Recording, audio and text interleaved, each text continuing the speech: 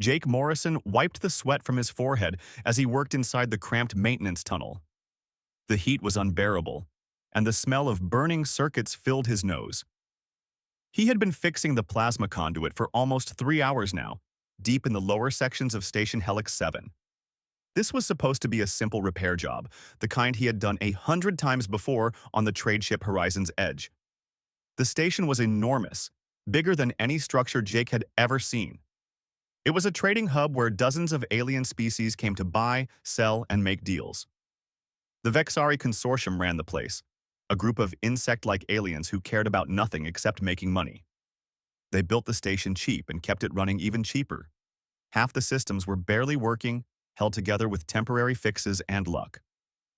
Jake didn't mind the work. He was good at it.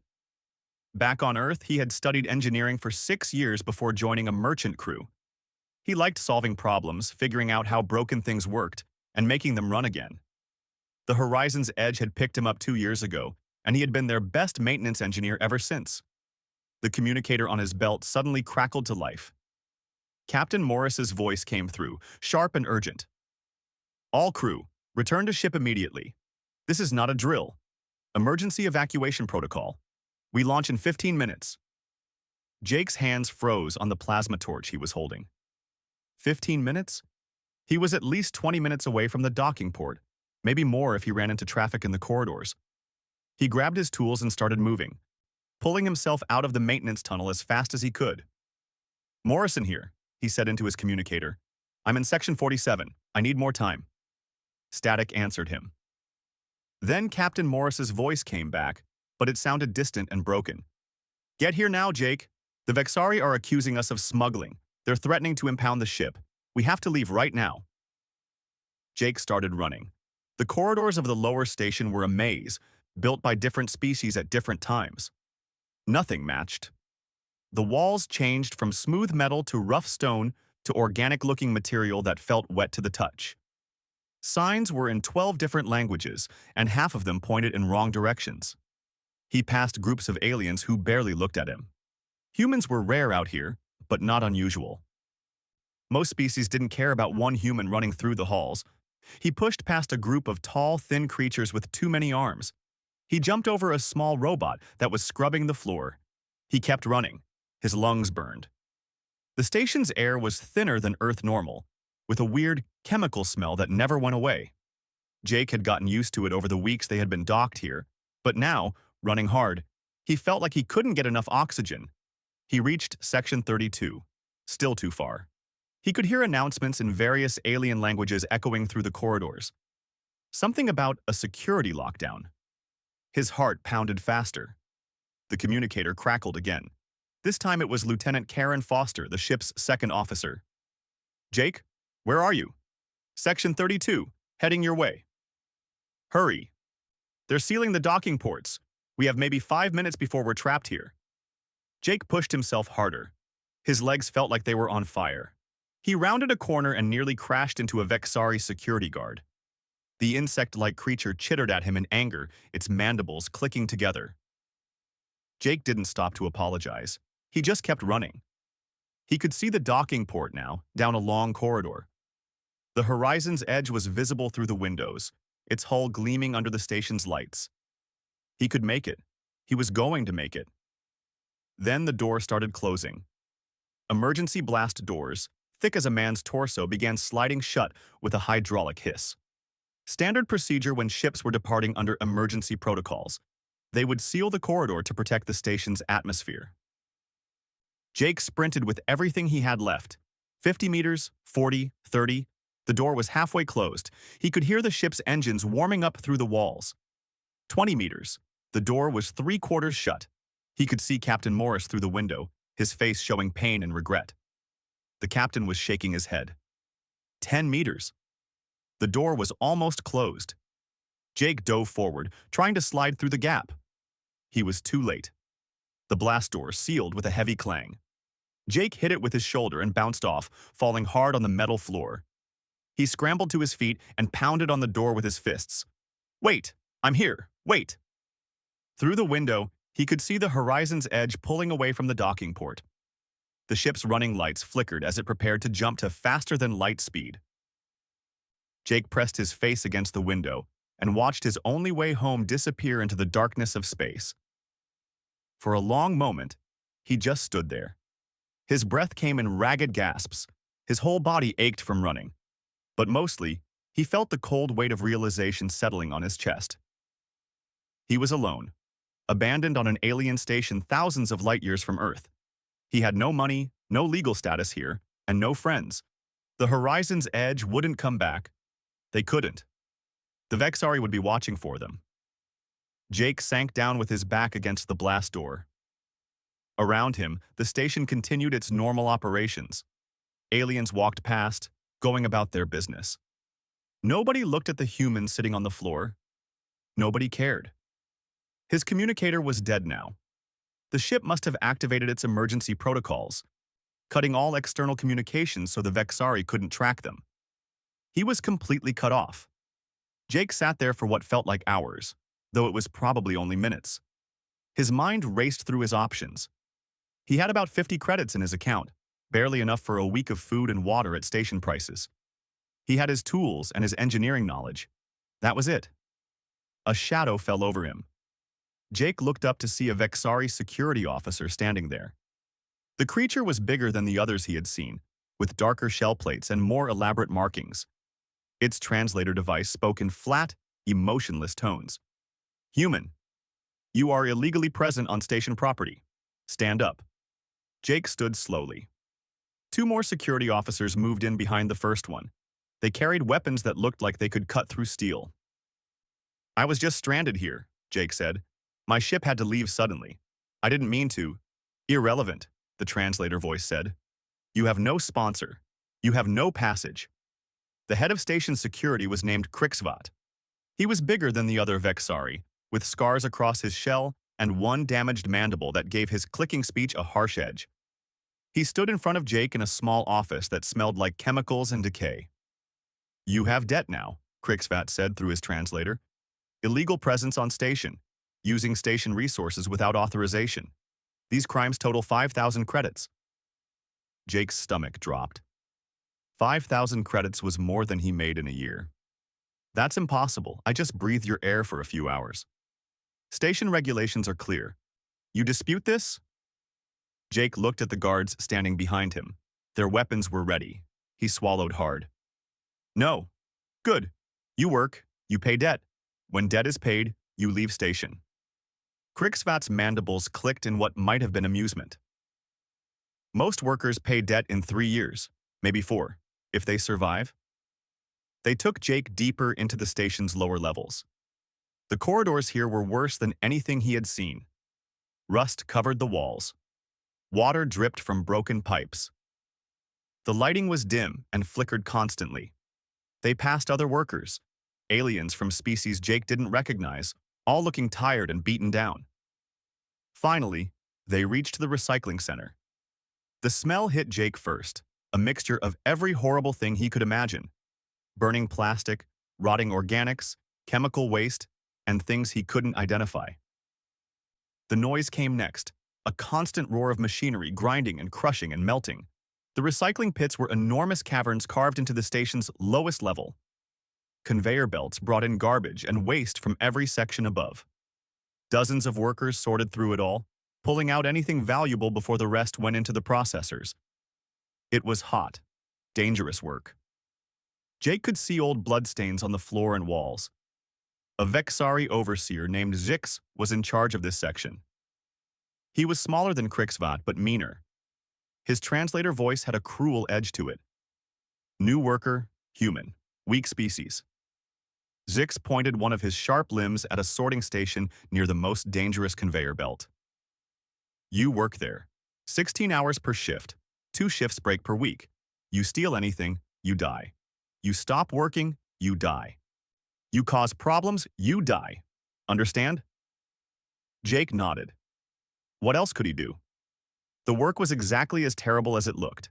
Jake stood at his station wearing minimal protective gear that didn't fit his human body. Alien garbage rushed past him on the belt. He had to grab certain items and throw them into different bins while avoiding the dangerous stuff that could burn, cut, or poison him. Within an hour, his hands were cut and bruised. Within 2 hours, his back ached from the awkward bending.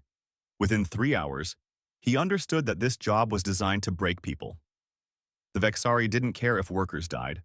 There were always more desperate souls willing to take their place. But Jake had one advantage. He was an engineer. His mind worked differently than most people. While his hands sorted garbage, his brain was analyzing everything around him. The recycling center was chaos, but it was organized chaos. The conveyor systems followed patterns. The waste came from specific sections of the station at specific times. The machinery was old and badly maintained, but it was still sophisticated. Someone had designed all of this carefully, long ago, before the Vexari let it fall apart. During his first break, Jake sat in a corner and watched the other workers. Most kept to themselves, too exhausted to socialize. But he noticed a small creature, maybe 3 feet tall with 4 arms and big eyes that glowed slightly in the dim light. The being was watching Jake with obvious curiosity. After a moment, the creature approached. "You human," it said in surprisingly clear English. "Rare here. I am Pip. Quellon species." Jake managed a tired smile. "Jake Morrison, engineer, or I used to be." Pip's eyes brightened. "Engineer? Real engineer? Not just maintenance worker?" "Yeah, 6 years of training on Earth, 2 years on ships." "Why?" Pip looked around nervously, then moved closer. "Because this place killing us all. Systems failing? Vexari not care? Someone with real knowledge could maybe change things. Make safer." Jake felt something stir in his chest. Hope, maybe. Or maybe just stubbornness. "Tell me about the systems here." Over the next weeks, Pip became Jake's guide to the underbelly of Station Helix 7. The little Quellon had been a technician before debt trapped him in the recycling center. He knew things about the station that even the Vexari had forgotten. The station was over 200 years old, built by 7 different species in layers. Each species had added their own section using their own technology and design philosophy. The result was a massive structure where nothing quite fit together right. Systems overlapped, conflicted, or simply didn't talk to each other. The Vexari Consortium had taken control 50 years ago. They ran the commercial levels with ruthless efficiency, but they ignored the lower sections. As long as the garbage got processed and the basic systems kept running, they didn't care how it happened. This created opportunities. Jake started small. A power conduit near his workstation was failing, causing the lights to flicker and making the conveyor belt stop randomly. The Vexari solution was to beat workers when the belt stopped. Jake's solution was to steal a few components from the recycling stream and fix the conduit properly. It took him 3 days of careful work during breaks. When he finally reconnected the power, the lights stopped flickering. The belt ran smoothly. The other workers noticed immediately. More importantly, Zix noticed. The overseer didn't thank Jake, but he did move him to a slightly less dangerous station. That was practically a reward in this place. Jake kept watching and learning. He realized that everything valuable on the station eventually came through the recycling center. Broken computer terminals from the commercial levels. Damaged sensor equipment from the docking ports. Medical devices that had stopped working. Weapons that had malfunctioned. All of it was supposed to be melted down or compacted into raw materials. But some of it could be saved. Hidden. Fixed. Jake found a small storage closet that nobody was using. It was barely bigger than a coffin, filled with broken cleaning equipment. He claimed it as his sleeping space, since workers were expected to sleep in the recycling center between shifts anyway. Nobody cared where he slept as long as he showed up for work. In that tiny closet, Jake began to build. He salvaged a computer terminal and spent 2 weeks repairing it. He stole power from a nearby conduit. He built a makeshift antenna from wire and metal scraps. Slowly, piece by piece, he created a functioning workspace. The other workers watched this with growing interest. A large creature named Gren, built like a bear, but with gray skin and small eyes, approached Jake one day. "You making things work," Gren said in broken English. You making this place better. Why? 3 months after his abandonment, Jake Morrison had transformed his tiny closet into a proper command center. The walls were covered with screens salvaged from a dozen different species technology. Maps of the station's infrastructure glowed in the darkness. Power consumption graphs updated in real time. Security camera feeds showed blind spots and patrol patterns. Pip had brought him the tools to make it all possible. The little Quellen had connections throughout the lower levels, relationships built over years of survival. Through Pip, Jake met others who wanted change. There was Gren, the massive Hrugan who worked the loading docks. Despite his size and strength, Gren was gentle and thoughtful. He had been trapped on the station for 5 years, working off a debt that somehow never seemed to decrease. The Vexari kept adding new charges and fees. Gren had given up hope of ever leaving until he met Jake. There was a veteran named Kix, thin as a rail with long fingers perfect for delicate work. Kix had been a data specialist before he hacked into the wrong system and angered the wrong people. Now he sorted garbage, but his mind was still sharp. When Jake showed him the computer terminal, Kix's eyes lit up with possibilities.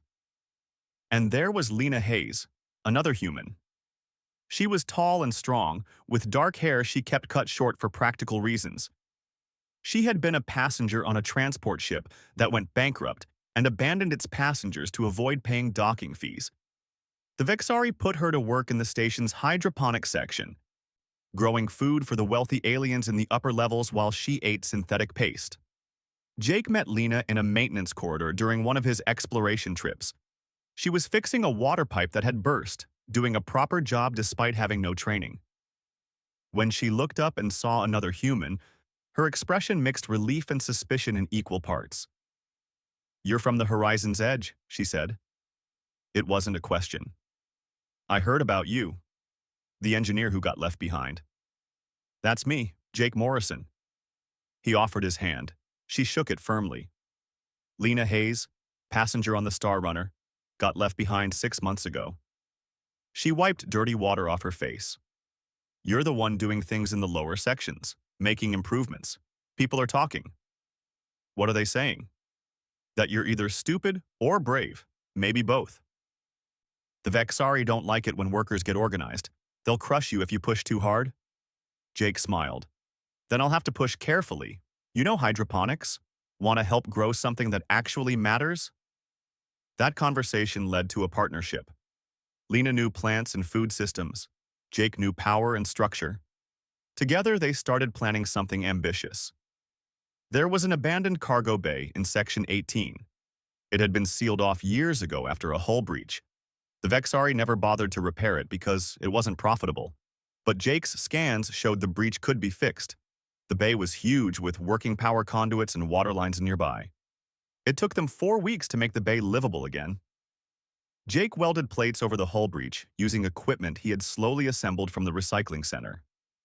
Gren helped move heavy equipment, his strength making the impossible seem easy.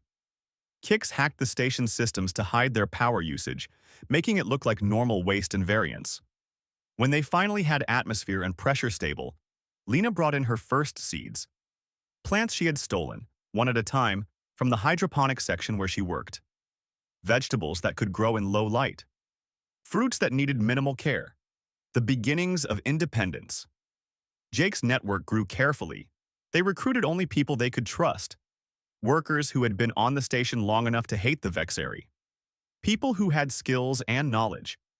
Most importantly, people who could keep secrets. A Chillat named Blue became their lookout in the docking areas. The Chillat had color-changing skin that made her nearly invisible when she wanted to be. She watched ships come and go, learning schedules and patterns. She warned them when security sweeps were planned. A Corvin mechanic named Dex joined after Jake helped him fix a broken limb. The Corvin species had 6 arms and natural tool appendages. Dex could repair things 3 times faster than most beings. He became their equipment specialist, maintaining and improving everything they built. The network established rules. First rule, no violence unless absolutely necessary. They were trying to build something, not start a war. Second rule, help others when possible. Every person they saved from the Vexari's cruelty was a potential ally. Third rule, quality over speed. Every system they built had to work perfectly. Sloppy engineering could kill people. Jake taught them his philosophy. The station was dying because the Vexari only cared about profit. They cut corners, ignored maintenance, let things fail until it affected their business. Jake's approach was different. Fix things right. Build things to last. Create systems that worked for the people who used them. In Section 23, they restored power to an abandoned residential area. Families moved in. Workers tired of living in crowded, expensive quarters in the commercial levels. Jake made sure the life support was perfect. The water was clean. The air was fresh. Word spread. In Section 31, they built a medical station.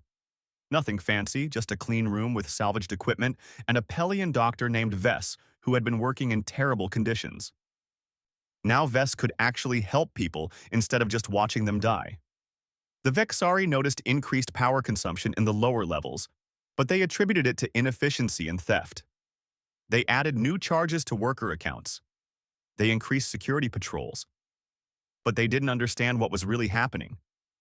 Kix had become a master at hiding their activities. He created false data loops in the security cameras. He made power consumption look random and scattered instead of organized. He built a communication network using old equipment that the Vexari monitoring systems couldn't detect. Jake's computer terminal became a hub for information. He tracked every ship that docked, every cargo container that passed through, every security patrol pattern. He mapped the entire lower station in detail, finding connections and passages that even the original builders had probably forgotten. One night, Pip came to Jake's closet looking worried. Crixvad asking questions. Security chief. He notices something wrong. Not sure what, but he's suspicious. Jake had been expecting this. They couldn't hide forever. How much time do we have? Maybe 2 weeks, maybe less. He starts investigation soon. Jake gathered his core group. Pip, Gren, Kix, Lena, Blue, Dex, and a dozen others crowded into the command center. It was cramped, but they needed to talk. Crixvad is going to find out about us eventually, Jake said. When he does, he'll try to shut us down hard. We need to be ready. Ready for what? Lena asked. We can't fight the Vexari security forces. We don't need to fight them. We need to make ourselves essential. If they try to shut us down, it should hurt them more than it hurts us. Gren rumbled thoughtfully. How we do that? Jake pulled up a schematic on his screens. It showed the station's main power distribution network. The Vexari think they control the station's infrastructure. They don't. Not anymore. We've been building parallel systems for months. We've restored sections they abandoned. We've fixed problems they ignored. Half the lower station depends on our work now. But upper station's still controlled by Vexari, Kix pointed out. Yes, but the upper station needs the lower station more than they realize. All their waste comes down here. All their recycling happens here. Their docking ports connect through our sections. If we wanted to, we could make their lives very difficult. Lena crossed her arms. You're talking about leverage, using our position to force negotiations. Exactly. But we need a trigger. Something that forces the Vexari to acknowledge us. Something that shows everyone we're not just workers anymore. The crisis came sooner than Jake expected, and from a direction nobody had predicted. It started with a mining accident in the asteroid field connected to Station Helix 7. The station operated several mining facilities in the nearby asteroids, pulling out valuable minerals and metals. Safety standards were minimal. Equipment was old. Accidents were common. But this accident was different. A massive power surge from a mining laser hit an unstable asteroid, causing an explosion that sent debris straight toward the station. The debris cloud tore through the station's outer hull in 3 places. Emergency systems kicked in, sealing the breaches automatically, but the power surge had damaged more than just the hull. Main power conduits fried, backup generators overloaded. Life support systems crashed in 6 different sections. Jake was in his command center when the alarm started. His screens lit up with warnings from every part of the station. Pip rushed in seconds later, his eyes wide with fear. Sections 4, 7, and 11 losing air. Life support failing in residential districts. 8,000 people in danger. Jake's hands flew over his keyboard, pulling up system diagrams. How long until they lose atmosphere completely? 6 hours, maybe less. The station's emergency broadcast was already playing. Jake could hear it echoing through the corridors. The Vexari were ordering evacuation of critical commercial areas. They were protecting their businesses first. The residential districts where normal workers lived were listed as under assessment. Kicks burst through the door next. Vexari not sending repair teams to residential sections. They saying it takes too long. They waiting for replacement parts from supply ship. Takes 3 days. 3 days? Lena appeared behind him, her face pale. Those people will be dead in 6 hours. Jake stared at his screens. His mind raced through possibilities. The Vexari had the resources to save those people, but they were making a business decision. 8,000 workers could be replaced. The expensive equipment in the commercial zones could not. This was the moment, the trigger they had been waiting for, though Jake had hoped it would never come. Gather everyone, Jake said quietly. All of our people. Tell them we're saving those sections ourselves.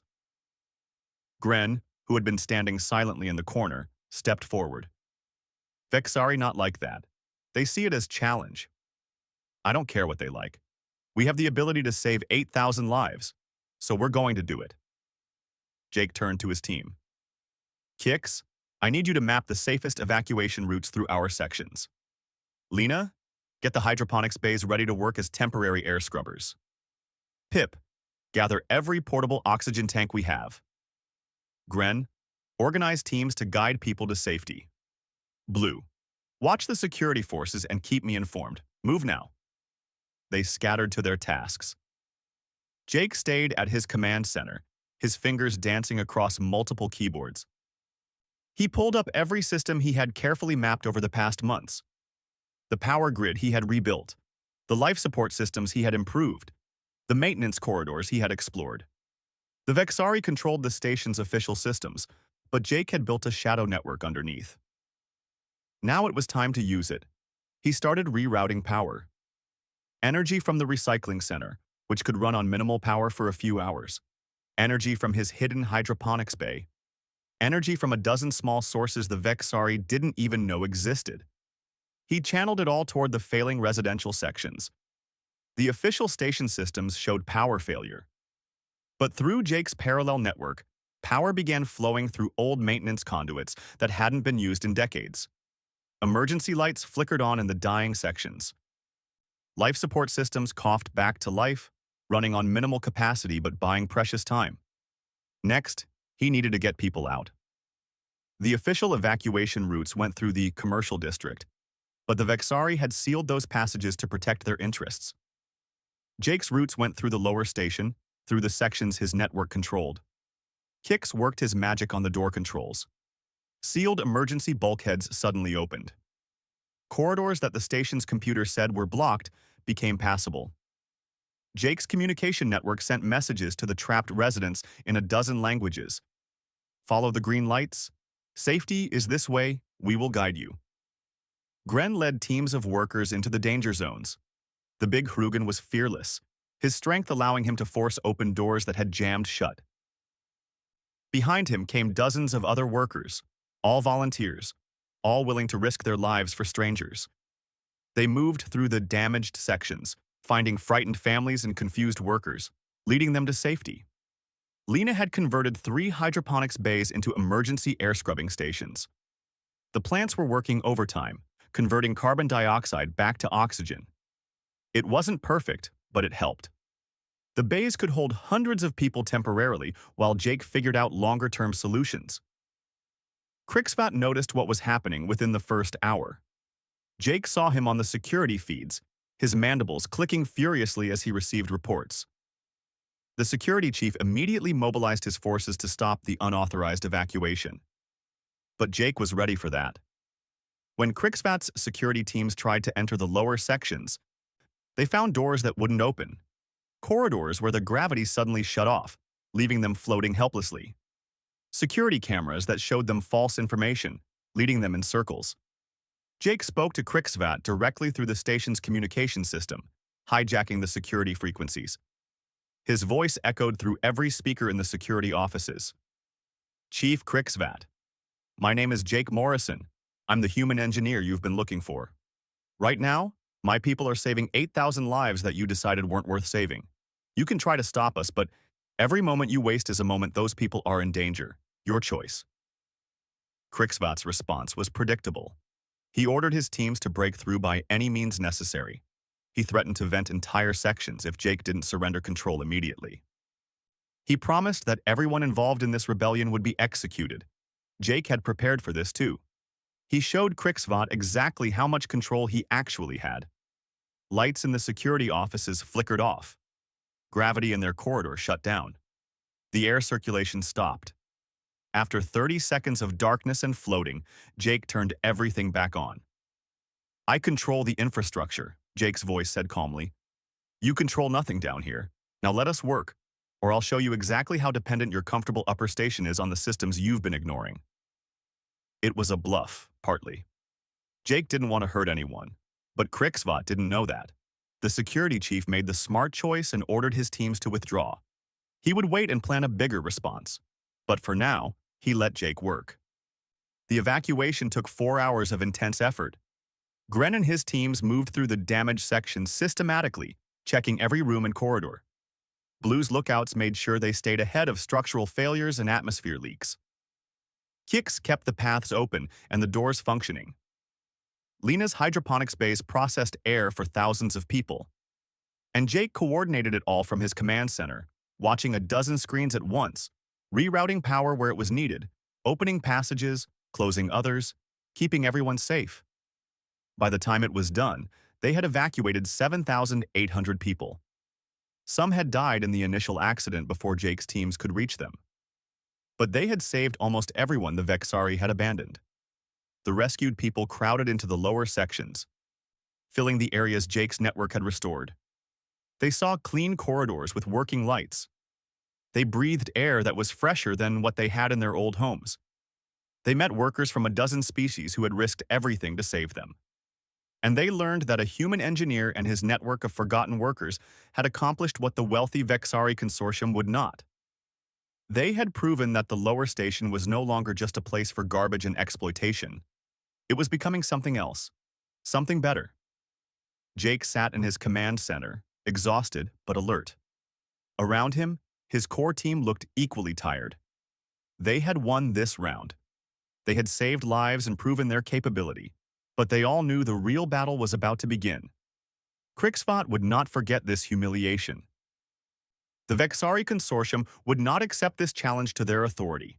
They would come with overwhelming force, determined to crush the rebellion before it spread. Jake looked at his friends and allies. Pip, small but brave. The Vexari consortium's response arrived exactly 3 weeks after the evacuation. Jake had been expecting it, preparing for it, but the sight of a military battlecruiser docking at the station still made his stomach clench. The ship was called the Mandible, a Vexari war vessel 300 meters long and covered in weapons. Behind it came 2 troop transports. Jake's cameras counted at least 200 armed mercenaries of various species disembarking. The consortium wasn't taking chances this time. A message broadcast across every speaker on the station. It was from someone who identified himself as Consortium Director Vax, speaking from the comfort of his office in the upper levels. To the illegal occupiers of the lower station sections, you have 24 hours to surrender unconditional control and submit to consortium authority. All stolen equipment must be returned. All unauthorized modifications must be documented. Failure to comply will result in the use of military force to restore order. This is your only warning. Jake stood in his command center, now much larger than the tiny closet where he had started. It occupied an entire room in what had once been an abandoned traffic control center. Screens covered every wall. His team gathered around him, waiting for his response. So they want to restore order, Lena said bitterly. The same order that left 8,000 people to die. They scared, Gren observed. If they not scared, They not need 200 mercenaries. Kix was already working at his keyboards. I can see their deployment patterns. They planning three-pronged attack. Come through main access corridors. Overwhelm us with numbers. Blue shimmered into visibility beside Jake. Her color was dark purple, showing concern. Mercenaries not Vexari. Mostly Corvin and Rugen. Professional soldiers. They fight well if paid. Jake studied the troop positions on his screens. The mercenaries were setting up staging areas near the main entrances to the lower sections. They were professional, organized, and well-equipped. A direct fight would be a massacre, but Jake had no intention of fighting directly. Send out a message on all frequencies, Jake said. Make sure the mercenaries hear it clearly. Tell them what we built down here.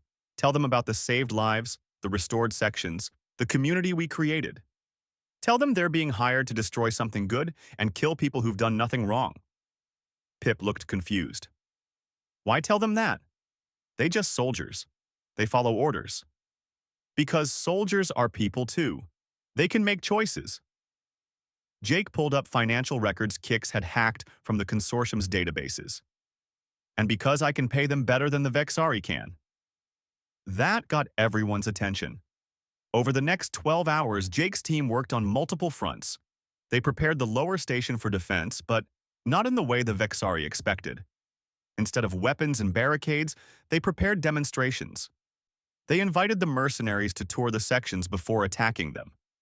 They showed off the medical station where Dr. Vess was treating patients with care and proper equipment. They displayed the hydroponics bays producing fresh food for thousands. They walked through residential areas where families lived in clean, safe conditions with reliable life support.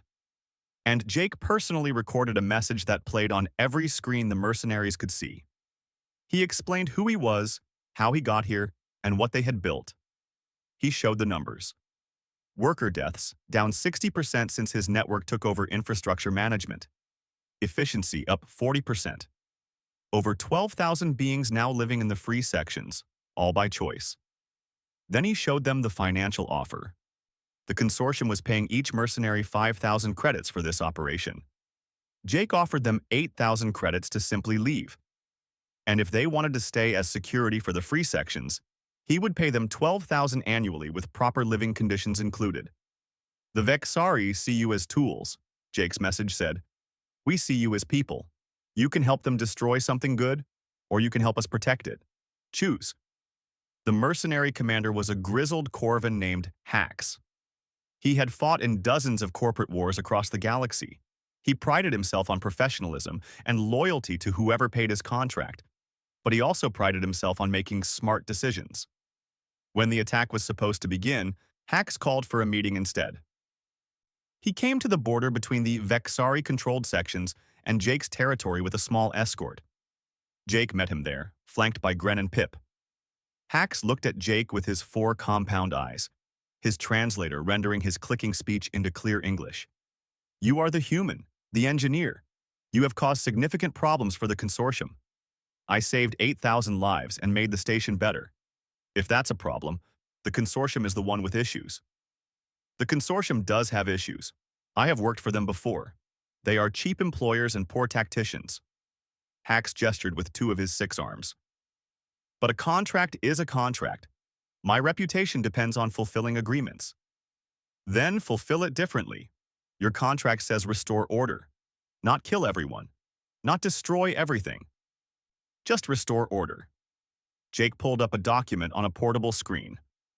I'm proposing a new order. The lower sections operate independently but cooperate with the upper station. We maintain infrastructure for the entire station. The consortium keeps their commercial operations. Everyone benefits. The consortium will never accept that. They will when their alternative is having their life support, power, and waste processing shut down. I control the infrastructure, Commander. All of it. The Vexari just don't want to admit it. Hax studied Jake for a long moment. You are bluffing. You would not kill thousands of innocent beings in the upper sections to make a point.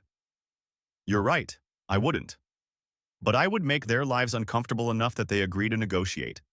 The consortium thinks they can replace us. They can't. Not quickly enough. Not without spending more than they'd ever agree to spend. The mercenary commander thought about this. His species valued practical solutions over ideological purity. Show me your infrastructure control. Prove you have what you claim. Jake took him on a tour. They walked through the maintenance corridors Jake had mapped and restored. They visited the power distribution centers where Jake's team had built parallel networks.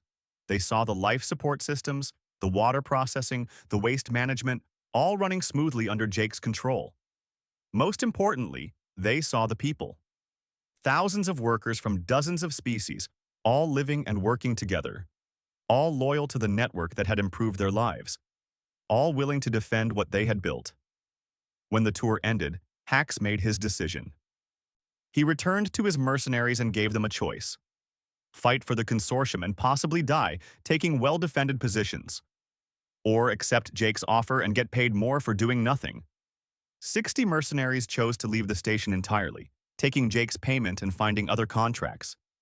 80 decided to stay as security for the free sections, attracted by the stable pay and better conditions. The remaining 60 stayed loyal to the consortium, but refused to attack unless absolutely necessary. Krixvat was furious. He wanted to take his Vexari security forces and attack anyway, but Director Vax stopped him. The director was a businessman, and he could count costs. Losing those mercenaries had been expensive. Fighting a war in the station's infrastructure while Jake controlled the systems would be suicidal. Instead, Vax came to negotiate personally. He was a large Vexari with silver markings on his shell, indicating high status. He met Jake in a neutral conference room, neither Vexari territory nor the free sections. "You have caused considerable damage to consortium operations," Vax said through his translator. "I saved 8,000 lives you abandoned," Jake replied calmly. "I restored sections you let rot. I improved efficiency across half the station. If that's damage, you need better definitions. You have stolen consortium property and resources. I salvaged garbage you were going to destroy anyway. I fixed systems you refused to maintain. I used power you were wasting through inefficiency." Jake leaned forward. "Director, let me be clear. I don't want to overthrow the consortium. I don't want to run the whole station. I want the lower sections to have autonomy and fair treatment. That's all." Vax's mandibles clicked thoughtfully. "And in exchange? We maintain the infrastructure properly. All of it, upper and lower sections. We provide reliable power, life support, and waste processing at fair rates. You keep your commercial operations and profits. We both win. The consortium does not negotiate with thieves and terrorists. Then the consortium can find someone else to keep their toilets working." Jake stood up. "Director, you have 24 hours to decide. Either we formalize this arrangement, or I start shutting down systems one by one until you're ready to talk seriously. Your choice." It was a massive bluff. Jake would never actually shut down life support to innocent people. But Vax didn't know that. The director saw a human who had already accomplished the impossible, who controlled systems the Vexari didn't understand, and who had turned the station's forgotten workers into a unified force. The negotiations took 3 days. They were tense, complicated, and frustrating. But eventually, an agreement emerged. The lower sections would operate as an independent zone within Station Helix 7. They would have their own elected council to govern internal affairs. Jake would serve as chief infrastructure engineer with authority over all station systems. The Vexari would pay fair market rates for services. In exchange, Jake's network would maintain the entire station to proper standards and not interfere with consortium commercial operations. It wasn't perfect. There were compromises on both. 6 months after the agreement with the Vexari consortium, Station Helix 7 was a different place. The change was visible everywhere, from the gleaming corridors of the free sections to the improved efficiency of even the upper commercial districts. Jake stood in his main operations center, no longer a hidden command room, but an official facility staffed by 3 dozen specialists from a dozen species. Screens showed every system on the station running at optimal efficiency. Power distribution was smooth. Life support was stable. Waste processing was ahead of schedule. The station hadn't experienced a single major system failure in 4 months. Lena entered carrying 2 cups of coffee, real earth coffee that a grateful merchant had gifted to Jake, as thanks for helping restore his cargo bay after a loading accident. She handed one to Jake and sat down beside him. Council meeting in an hour, she reminded him. They want to discuss expanding into Section 9. Jake nodded. The free sections now occupied half the station. What had started as a desperate survival network had become a thriving community of over 20,000 beings. They had their own government, economy, and culture. And they kept growing. The council was made up of representatives from each major community within the free sections. Gren represented the dock workers.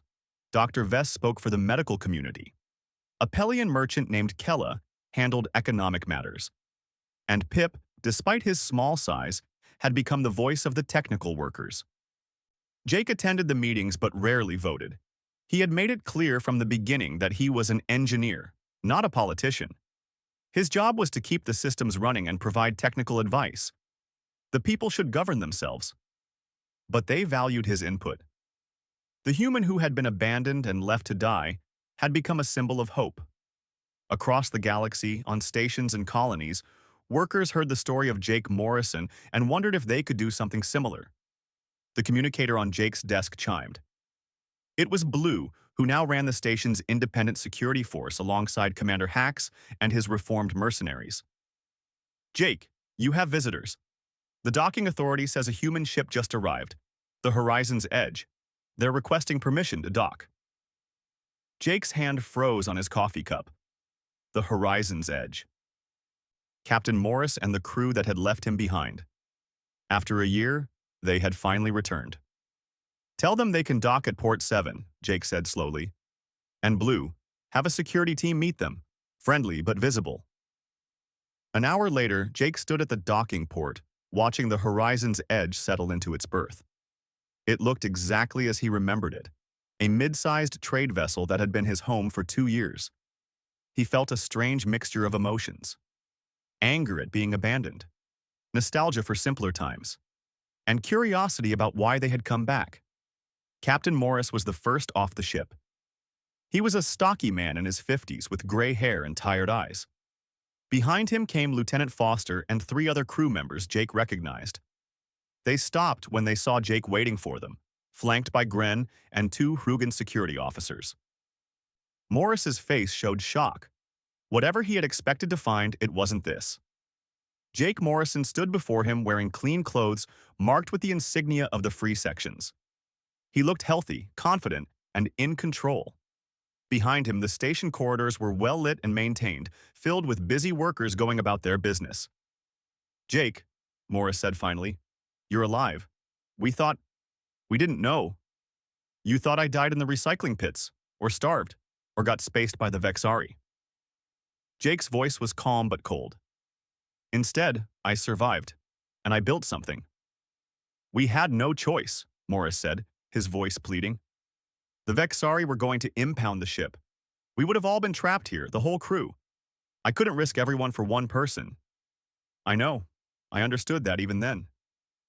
You made the logical choice. Jake crossed his arms. So why are you here now? Lieutenant Foster stepped forward. We heard stories. A human engineer who took over half of Station Helix 7, who forced the Vexari Consortium to negotiate, who built something they're calling the Free Sections. We didn't believe it until we saw the station's new reputation. Traders talk about it as the best-maintained stop in this sector. We came to see if the stories were true, Morris added. And if they were, to offer you passage home, back to human space. You've done your time out here, Jake. You can come home now. Jake looked at his former captain for a long moment. Home. Earth seemed so far away now, not in distance but in meaning. He thought about his family, his friends, the life he had left behind. He could go back. Take the Horizon's Edge and return to familiar territory. But then he thought about Pip, who had believed in him when he had nothing. About Gren, who had lifted him on massive shoulders during the celebration. About Lena, who had become his closest friend and partner in building their community. About the 20,000 beings who depended on the systems he maintained and the vision he protected. Captain Morris, I appreciate the offer. I really do. Jake gestured around at the station. But this is my home now. These are my people. I started something here that's bigger than me, and I need to see it through. Morris looked surprised. You want to stay? Jake, you were abandoned here, left for dead. And you want to stay? I wasn't just abandoned, Captain. I was freed. Freed to build something that actually matters. The Horizon's Edge is a good ship, and you're a good captain. But all we did was haul cargo and make money. Here, I'm making a difference. Foster shook her head in amazement. We heard the stories, but seeing it is different. You really did it. You took over a station. Not took over, improved. There's a difference. Jake smiled slightly. The Vexari still run the commercial levels. They make their profits. We just made sure the station works for everyone, not just the wealthy. How did you even survive the first weeks? Morris asked. Stubbornness, engineering knowledge, and friends. Jake glanced at Gren, who rumbled his deep laugh. I started with nothing but what I could salvage from garbage. Now we have our own government, economy, and security force. We maintain the best infrastructure in the sector. And we're still growing. The crew of the Horizon's Edge toured the free sections over the next 2 days. Jake showed them everything with pride. The hydroponics bays that fed thousands, the medical facilities that actually saved lives, the residential areas where families lived in safety and dignity, the maintenance centers where mixed-species teams worked together on complex problems. They met the council and heard about the democratic system the free sections had developed. They saw the schools teaching children from a dozen species. They visited the markets where traders from across the galaxy came to do business because they knew the facilities would work properly and the prices would be fair. On the second evening, Morris found Jake in his operations center, watching the screens that showed every system on the station. I owe you an apology, Morris said quietly. When we left you, I told myself it was necessary, that I had no choice. But I should have tried harder. Should have done something. You did what you had to do. I don't hold it against you. Jake turned to face his former captain. If you hadn't left me here, none of this would exist. 20,000 people would be suffering under Vexari cruelty. The station would be falling apart. Sometimes the worst things that happen to us lead to the best things we do. Still, I abandoned you. And I survived. More than survived. I thrived. Jake smiled. Captain, I want you to spread the word when you leave here. Tell people what happened. Tell them that a single person with determination and skills can change things. Tell them about the free sections and what we built. Maybe it will inspire others. When the Horizon's Edge prepared to leave 3 days later, something unexpected happened. 4 crew members asked to stay on the station. They had seen what Jake built and wanted to be part of it. Morris agreed, understanding that some opportunities were too good to pass up. Jake stood at the docking port again, watching his former ship depart. This time, he felt no pain. Only satisfaction and hope for the future. Word of Station Helix 7 spread through trade networks and communication channels. Other stations started implementing some of Jake's ideas. Worker cooperatives formed. Infrastructure maintenance improved. The Vexari Consortium, seeing the success of the free sections, reluctantly began treating their workers better in other locations. Jake's Stronghold became a model, proof that another way was possible. A year after the Horizon's Edge's return, the free sections celebrated their anniversary. Jake stood on a platform in the main plaza, a huge open area they had created by removing walls between several cargo bays. 20,000 beings filled the space, representing 40 different species. Pip spoke first, his voice amplified through speakers. One human, abandoned and alone, decided not to die. Instead, he built a family, a community, a home for all of us. Jake Morrison showed us that workers are not tools. We are people with dignity and rights. We are builders and dreamers. And together, we are unstoppable. The crowd cheered. Jake felt embarrassed by the attention but also deeply moved. When it was his turn to speak, he kept it simple. I didn't do this alone. Every person here contributed. Every skill mattered. Every act of courage counted. We built this together, and we'll keep building together. The free sections are proof that we don't have to accept things as they are. We can make them better. After the celebration, Jake returned to his operations center. The screens showed the station running perfectly. Every system optimized, every need met. It was beautiful in its efficiency and purpose. Lena found him there, as she often did during quiet moments. Do you ever regret staying? Ever wish you had gone home? Jake thought about it seriously. Sometimes I wonder what my life would have been like if the horizon's edge hadn't left me. But I can't regret what happened. Look what we built. Look what we proved is possible. You proved that humans are stubborn and brilliant, Lena said with a smile. Not just humans. Everyone here is stubborn and brilliant. That's why it works. Outside his windows, Jake could see the station stretching in all directions. Lights glowed in thousands of windows. Ships came and went from the docking ports. Life continued in all its messy, beautiful complexity. He had been an engineer on a forgotten trade ship. Now he was the architect of a community that was changing how the galaxy thought about labor, infrastructure, and dignity. He had been abandoned on an alien station and turned that abandonment into the foundation of something that would outlast him.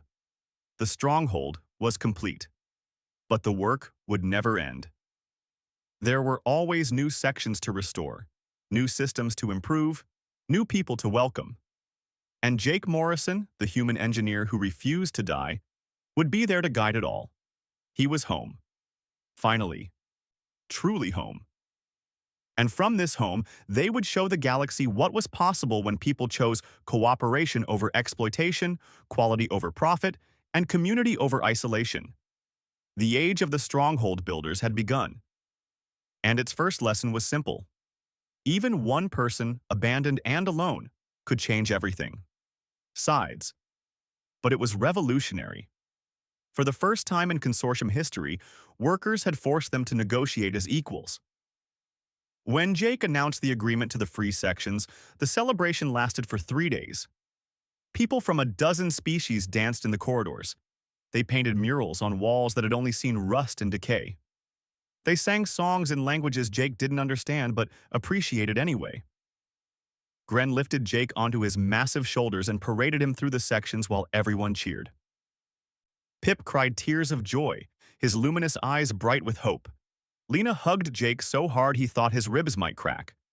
Kix did a complex dance that might have been traditional or might have been invented on the spot. But in the quiet afterward, alone in his command center, Jake allowed himself a moment of reflection. He thought about the horizon's edge abandoning him. He thought about the recycling pits where he had nearly died. He thought about every impossible challenge he had faced and somehow overcome. And he realized something important.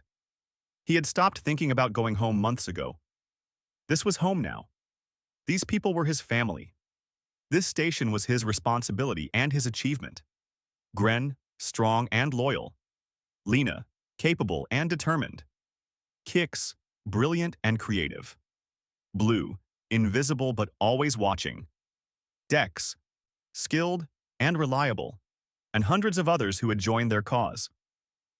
They'll come for us now, Jake said quietly. With everything they have. Are we ready? Gren rumbled his deep laugh. We ready. We been ready. You build good foundation, Jake Morrison. Now we show them what we built on it. Outside, in the upper levels of the station, the Vexari Consortium was indeed planning their response. But down in the depths, in the sections they had ignored and forgotten, something new was growing. A community built on competence and cooperation. A stronghold forged from salvaged parts and human determination. The age of Vexari dominance over Station Helix 7 was ending. They just didn't know it yet.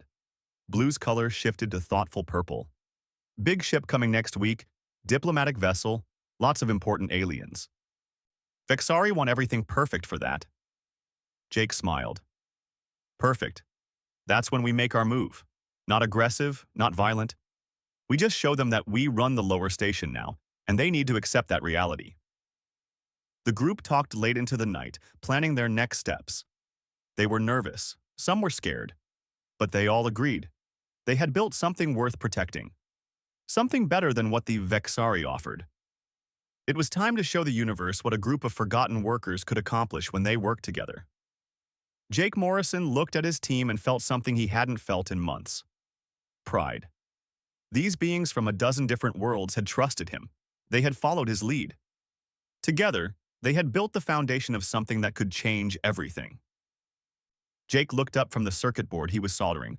Because I'm not going to die in this place, and neither are you if I can help it. Gren stared at him for a long moment. Then, the big alien smiled, showing flat teeth. I help you. Others help too. You give us hope, human. That was how it started. One engineer refusing to give up. One small being willing to trust. One large creature offering friendship. In the worst place on the station, surrounded by garbage and despair, Jake Morrison began to build something new. He mapped the power systems using his rebuilt computer. He identified maintenance tunnels that the Vexari never patrolled. He found abandoned sections where the life support still worked, but nobody lived anymore. He began to see the station not as a prison, but as a puzzle waiting to be solved.